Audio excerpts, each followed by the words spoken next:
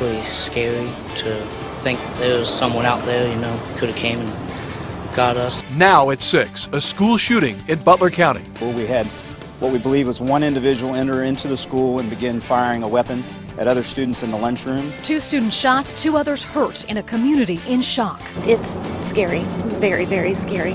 I will have reservations sending my children back tomorrow. We're working for you with live team coverage tonight of the shooting at Madison Junior Senior High School.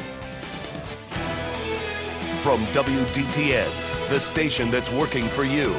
This is 2 News at 6 with breaking news. And we begin, of course, tonight with the news we've been following for you all day long. 4 students hurt in a shooting late this morning at a local junior-senior high school. Those students are being treated and another teenager is in custody tonight. So here is what we know so far. 2 students were shot. 2 other students were injured by shrapnel at Madison Junior-Senior High School in Madison Township in Butler County. All suffered non-life-threatening injuries. 14-year-old James Austin Hancock has been taken into custody. He faces charges including attempted murder. The school district says all other students are safe. Students at the high school and elementary school were dismissed early. And authorities identify the 2 students shot as Cameron Smith and Cooper Caffrey. The 2 other students either hurt by shrapnel or just trying to leave. Those were Brant Murray and Catherine Doucette. And the shooting happened just before 11:30 this morning at Madison Junior Senior High School in the 5700 block of West Alexandria Road. That's just west of Middletown. 2 News reporter Robert Lowry live in Madison Township with the still developing details. Well, Mark and Katie, a very emotional scene out here and quite hectic actually, with vehicles back to back along West Alexandria Road carrying parents just trying to get information, find out what exactly was happening and see how their children were doing. And it took at least 2 hours for deputies to clear the school. So that's 2 hours. You can imagine parents out here worrying, trying to find out any information they could. And actually, we caught up with one of the family members that were reunited along West Alexandria Road. This happened in all of that traffic, a mother and daughter, both of them crying, holding each other very closely. Certainly something a lot of parents will be doing with their children tonight. Many other reunions like this one happening as students were released from school after the lockdown was lifted. We were able to speak to several students and parents about what happened. Some of them still visibly shaken, being so close to that gunfire. So all of a sudden I hear bang, and I thought it was just, someone dropped a tray or something, because that always happens. You hear bang, and then maybe pause for like 5 seconds, and then bang, bang, bang, bang. It was total of 4 shots. I heard the gunshot go off, and then I saw one of the kids go down and grab their leg and fall, and then everybody running out of the building. I was up praying last night over Madison and my kids and all these kids. I will have reservations sending my children back tomorrow or whenever they go. And we have learned that all extracurricular activities will be canceled tonight throughout the school district. Also, classes will also be canceled throughout the school district. Meanwhile, there will be a vigil tonight at 6:30 at Union Baptist Church in Middletown. That's to help the community come together and begin the healing process. Reporting live, Robert Lowry, 2 News, working for you. All right, Robert, and we learned late this afternoon from the Butler County Sheriff that 14-year-old James Hancock is the young man charged in this shooting. He was taken into custody, the sheriff says, right outside the school just minutes after the shooting. 2 News reporter Tyler Yutzka live at the Butler County Sheriff's Office with how deputies made the arrest. Right, Mark and Katie, the sheriff here is describing how law enforcement officers handled the situation as very well organized and that all their training came into play today. Now, authorities say they got the initial call of an active shooter at Madison High School at 11:15 this morning. Reports of a gunman shooting inside the school's cafeteria. Sheriff Jones says many panicked calls followed, some giving misinformation saying there were multiple shooters. At this time, authorities are investigating to see if anyone else was involved, but at this time, only 14-year-old James Hancock is in custody. Sheriff Jones says Hancock was arrested roughly 10 minutes after opening fire inside the school cafeteria. Officers apprehended the teen on school grounds with the help of a canine. Authorities say Hancock threw the gun while running away. Butler County Sheriff Richard Jones describes what went through his mind when he got the call. My throat swells up and I start sweating. And then you start thinking, how bad is it? And it's a terrible feeling. And it's a terrible feeling anytime something like that goes down. Imagine the deputies that are getting the call and they're having to go. What are they going to see? What they've been trained for? It's something that kicks in. That's what they're trained for. That's why they're professionals. We get there and we decompress days after. And the 14-year-old suspect is now facing several felony charges, including attempted murder as well as felonious assault. And at this time, they are all juvenile charges. Live in Hamilton, Tyler Yuska, 2 News, working for you.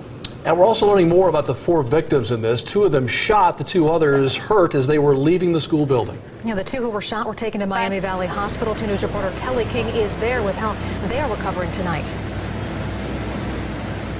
Mark, Katie, I just checked, and Cameron Smith and Cooper Caffrey are still listed in stable condition here at Miami Valley Hospital. This is where they were flown to this afternoon after both of them were shot at Madison Junior Senior High School. Doctors say they were ready to respond when they got a call, and Care Flight landed with those 2 victims around 12:30 this afternoon. They say both were alert and awake after they arrived, and then medics began talking with them. Both suffered gunshot wounds. One was shot more than once. Doctors say those wounds were in the leg, back, and arm. The hospital's trauma team then evaluated both of them, but determined that neither of them needed surgery. While both suffered those gunshot wounds, doctors weren't able to tell the forensic of their injuries, like whether they were shot at close range. Doctors tell me it's not often they see situations like this where students are shot, but when they do, they're always prepared. So usually, we have a trauma team on standby 24 hours. So in this case, we're privileged to get some advance notice. I would say maybe about 20 minutes ahead of time because the helicopter was en route there. So the team was there ready and equipped to go. So there was not any issue. Doctors say they expect those 2 victims to be here within the next few days, still recovering. We, of course, will keep you updated on their conditions. For now, reporting live in Dayton, Kelly King, 2 News, working for you. All right, Kelly, thanks. We continue our team coverage now with Natalie Tendle of 2 News Investigates. She's been digging into the school's response and has more about the weapon that was used.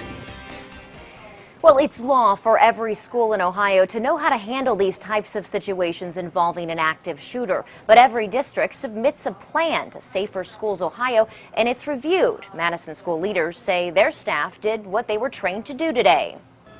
Now, those plans cover everything from a building layout to what exactly every staff member is supposed to do. And according to Madison school officials, parents were notified twice by automatic phone call messages and by social media.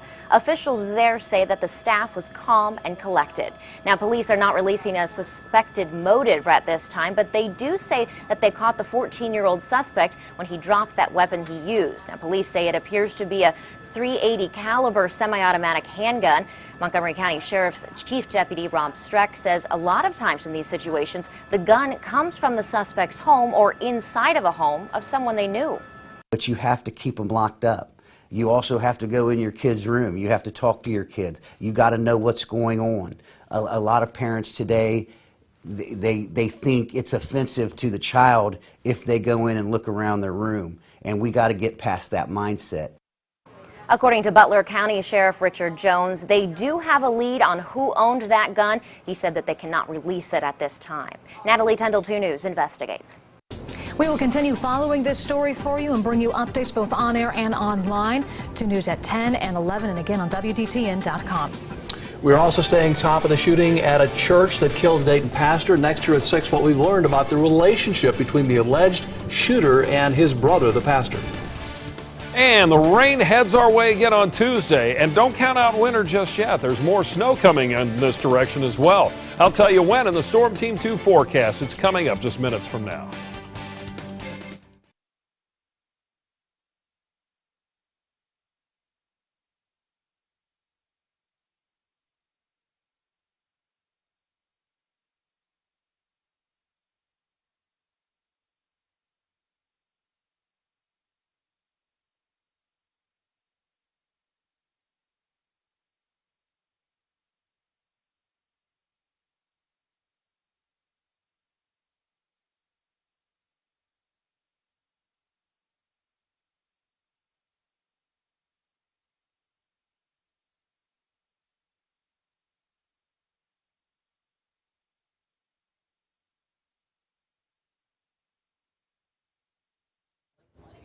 No.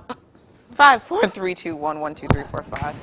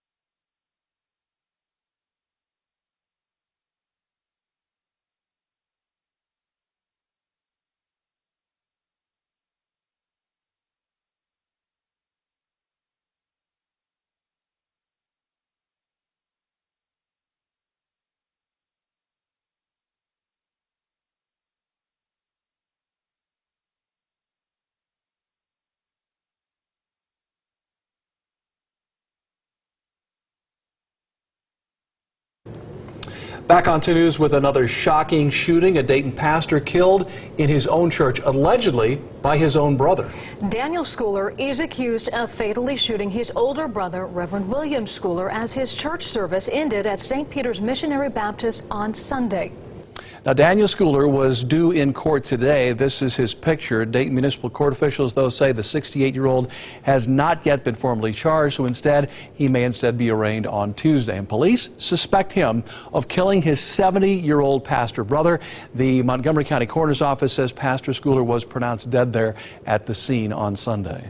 And we're learning more about the relationship between the brothers and what may have led to this shooting. There is evidence this may all have been about money. 2 News reporter Beer Shellette made learning that the brothers even took the matter to court. Beer Shellette. Dayton police say this was a domestic dispute that ended in the death of Reverend William Schooler. In 2011, the alleged shooter, Daniel Schooler, and one other man filed a lawsuit against the pastor. The reason? Daniel believed he was owed money by the church and his brother. In court documents we obtained, the 68-year-old claimed he was due his share of the housing market value for the church. He told the court that when his father, Reverend Alan Schooler, died in 1973, he did not have a chance to leave a will. Because of that, Schooler thought he was owed half the church his brother led, what he believed was his inheritance. Court documents show he requested that money from his brother and the church's board of trustees, who refused. He also wanted some money for 2 other properties he believed his father owned. Ultimately, a Montgomery County Common Pleas judge ruled against him and in favor of his brother, Reverend William Schooler. Tonight, Daniel Schooler is awaiting formal charges. Dayton Municipal Court officials tell us he could be arraigned as early as tomorrow. Meanwhile, community members will be celebrating Reverend Schooler. A prayer vigil will be held by Community Progress Institute next Tuesday at 6 p.m. at Kettering Tower. Beer Shellette, May 2 News, working for you. It's the work not a lot of companies are doing, but it makes a difference. Reclaiming history. It's the business of 2 Dayton brothers, and it's next.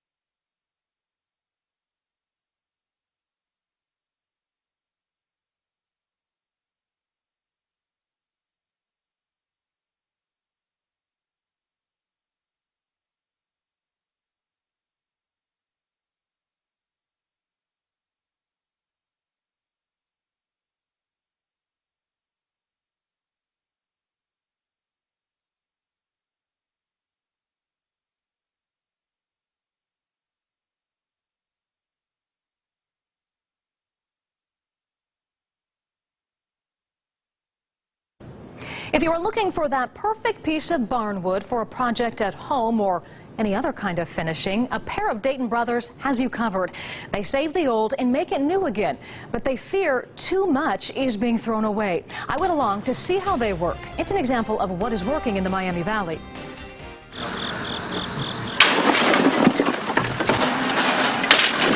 This dilapidated farmhouse is being harvested. We save everything from top to bottom. Not plowed down and thrown away, but deconstructed for repurposing. We literally reduce the volume of material. On a house like this, it'll be about 80% that we'll save out of the landfill. Jeff Wysong and his brother David own Dayton Reclamation and Restoration, an architectural salvage company. They say it is their passion. What we do, it's not lucrative. We put people to work. We provide really a public service to people by providing the materials to them. And we create that opportunity to see history saved. Thrifters, crafters, or craftsmen sift through their inventory here at Antiques Village. Perhaps you've seen their work as well. We have some lumber at the Dublin Pub on their bar top that literally at this point in its life is 500 years old. Came from a post-Civil War era house. From floorboards to bolts to foundation stone and trim work, the brothers see its intrinsic value. One man's trash is another man's treasure. Absolutely. Unfortunately, he says too many treasures are being lost.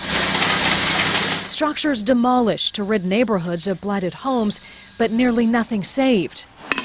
Government policy has to change at the city, county, state level. It comes down to time and money. I asked and learned the city of Dayton does not offer salvage contracts on homes set for demo.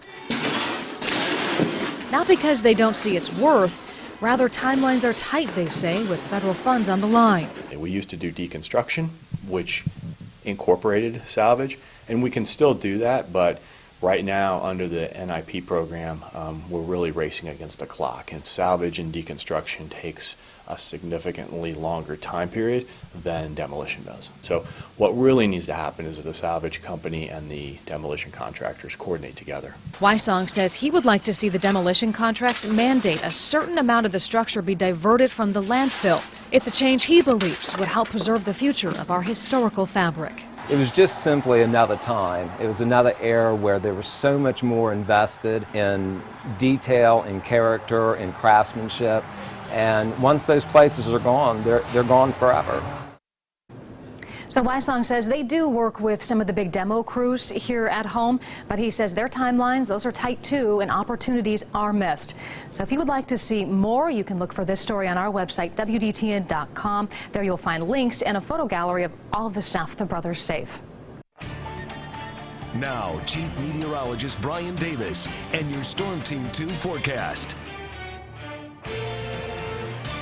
And let's check out your evening forecast. 44 at 7 o'clock, 41 at 9 p.m., and 39 at 11 p.m. We'll see mostly clear skies this evening, but increasing clouds, especially past midnight. 42 at 8 o'clock in the morning, and by the time we get to late morning, early afternoon, the chance of some rain. 49 at noon, 53 at 5 o'clock. Highs tomorrow getting up to about 54 degrees in the afternoon, although cooler across the northern part of the Miami Valley. So rain developing midday on Tuesday. We may even hear some rumbles of thunder. Now, then the rain changes over to snow Tuesday night, so we're not finished with winter yet. We might even see some small accumulations. Right now it looks like an inch or less, and that'd be through early Wednesday morning, primarily before sunrise. Just a chance of flurries then Wednesday morning, and even some sunshine returning Wednesday afternoon. Beautiful sunset tonight on the Stall Vision camera located out there in Beaver Creek as the sun dips down behind the green. Just a few scattered clouds out there on the western horizon. You can see some of those to the northwest on the SVG Chevrolet camera, but mostly clear conditions tonight up in Greenville. And live Doppler 2 HD showing the dry conditions in downtown Dayton and all across the Miami Valley. Some of those high clouds to the north of us, northern Indiana, northern Ohio, right along a cold front that's dropping southward, even some rain and some snow breaking out in the vicinity of that front. But that'll stay north of us, but there's a little bit of colder air there, and that's some of the cold air that'll be dragged into the region here for Tuesday night and into Wednesday morning. We're down to 50 degrees, the southwest wind at 12, 52% the relative humidity, and current wind speeds have backed off from 16 last last hour, 12 now out of the southwest, so finally those winds are easing a bit. Our weather check readings tonight, you can see those numbers, low to mid 50s across the northern Miami Valley, and for that matter, even down south. Hope Colkey and Bellbrook 53, Pam Montgomery 53 in West Alexandria, Don Chateau up in Sydney tonight looking at a 53-degree temperature. Tom Wyckoff in Springfield, one of the cooler spots. Clouds around tonight, you can see those drifting through the northern part of the region, but then increasing here, especially past midnight. Rain west of us at 10 o'clock in the morning out towards central Indiana, and then by 1 o'clock in the afternoon, we'll be dealing with some of that rain swinging through our area, even that chance of some thunder. 7 o'clock in the evening, some leftover showers, but blue on the map to the west of us. As the colder air comes in, we'll see the rain change over to some snow showers with those light accumulations possible, and then we'll get back to dry weather during the day on Wednesday, but another chance of snow could be headed our way by Thursday. Our forecast tonight, mostly clear this evening, then increasing clouds, overnight lows in the upper 30s, light variable winds, that sun going down very shortly, 6:28. The rain developing tomorrow, best chance midday on, and even that chance of some thunder. Sun up tomorrow at 7:09 and an afternoon high at 54, but only in the low to mid 40s in the northern part of our region. 46 at 10 o'clock, 49 at noon, 52 at 2 p.m., 54 at 4, but that cold front coming through, dropping down to 47 by 6 p.m. We'll have that chance of rain to snow for Tuesday night and into early Wednesday, maybe an early morning flurry Wednesday, otherwise dry, and then some more snow could head our way on Thursday, 35, upper 30s on Friday, a chance of rain or snow showers Saturday, and then look at the weekend, at least the end of the weekend. We start a warming trend again, upper 40s on Sunday, and back into the mid-50s about a week or so out. So looking more like spring and above normal temperatures in the next week, too. So we may be wrapping up winter here, at least for a while. Okay, Brian, thanks. Well, certainly a big day on tap for tomorrow for the presidential hopefuls as voters in 12 states head to the polls on Super Tuesday. More than 600 delegates will be awarded tomorrow, but Ohio Governor John Kasich says he already knows who will win on the GOP side. He's predicting Donald Trump will win every state with the exception of Texas, which he says could go to Ted Cruz. We'll do okay, but not great. But this was never our plan. Look, we have a campaign plan, and then we campaign our plan. And our hope now is that, and our belief is that we will go north, and you will begin to see things change. On the Democratic side tomorrow, voters in 11 states will be casting ballots with more than 1,000 delegates up for grabs there. Now, one university here in the Miami Valley is preparing students to change the world. That according to Business Insider, which ranked the top 25 best colleges that make a difference. And UD comes in number 17. The magazine says Dayton students are conscious about community service and eager to get involved. UD, one of only 2 Ohio schools to make the list. Oberlin College came in number 4. People born on February 29th, those are considered leap day babies, so happy birthday to you if that is you. Well, look at this. We met one of the first leap day babies born in the Miami Valley today. Gabriel was born at Soin Medical Center in Beaver Creek. His mom, Megan, says it was an easy labor and he came 2 weeks early. I thought today was the first, honestly. I didn't think it was leap year.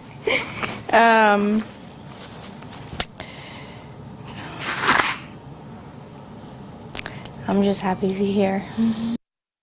Happy birthday. Megan says, of course, she plans to celebrate little Gabriel's birthday every year and not every 4 years. We'll be right back with an update on today's breaking news that we've been following for you, the school shooting in Butler County.